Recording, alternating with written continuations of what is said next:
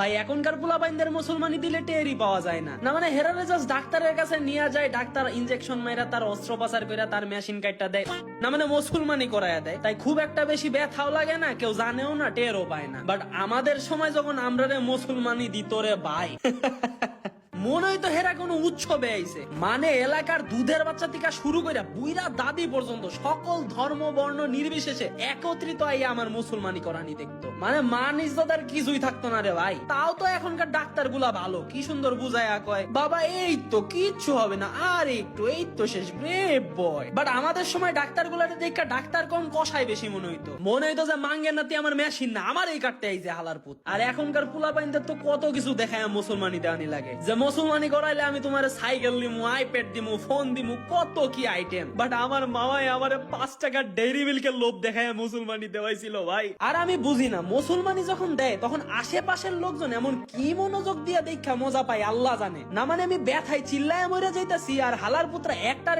ধাক্কায় আমার মুসলমানি দেখার ট্রাই করতেছে। ওই সময় মনটাই চাইরে ভাই লাইটটায় সব কয়টার রুম থেকে বাইর করি। তার উপর মুসলমানি হওয়ার 10 দিন আগে থেকে পুরো এলাকারে জানানি হয়, লাইটিং মাইটিং কইরা, সাউন্ড বক্স ভাড়াটারা কইরা আইন না সারা রাত ভোজপুরি গানে নাচা হয়। আর একে তো আমার মাথায় আসে না যে মুসলমানি করাইলে মানুষে ভাড়া কইরা সাউন্ড বক্স আইন না কেন গান বাজায়। মানে তোমার ছেলে নুনু কাটছে এইটা পুরো এলাকারে জানানি লাগবো।